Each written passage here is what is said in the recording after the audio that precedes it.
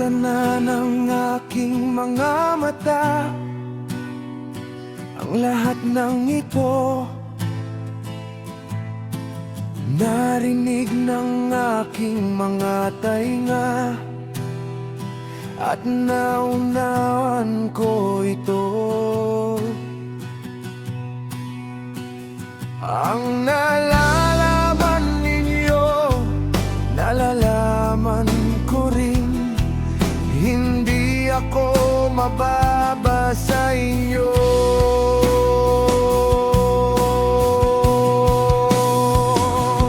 Ngunit nais kong makipag-usap sa makapangyarihan at ipaglaban ang aking kaso sa harap ng alahaya. Ngunit kayo, pinahiran ninyo ako ng mga kasinungalingan. Kayo ay mga walang kwentang manggagamot, kayong lahat. Kung maaari lamang kayong manahimik para sa inyo, iyon ay magiging karunungan.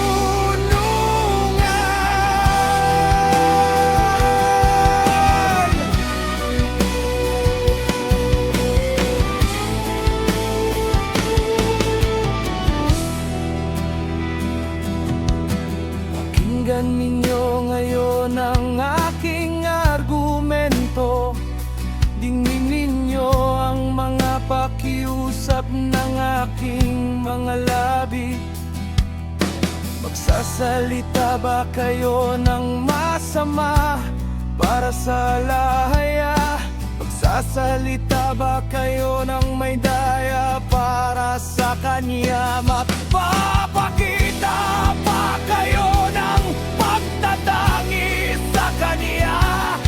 Ipaglalaban ba ninyo ang kaso ng alayan? Mabuti ba kung suriin kayo niya? Aari ba ninyo siyang dayain tulad ng pagdaya ninyo sa isang mortal?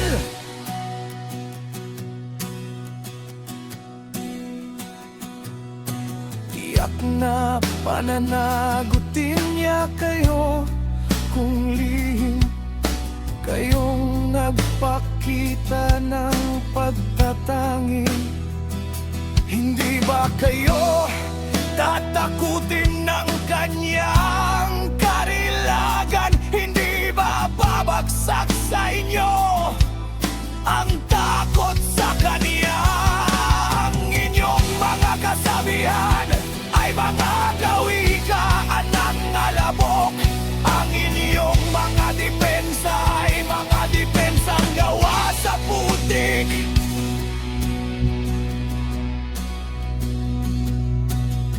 Manahimik kayo at hayaan ninyo akong magsalita. Pagkatapos ay dumating man sa akin ang anumang mangyari.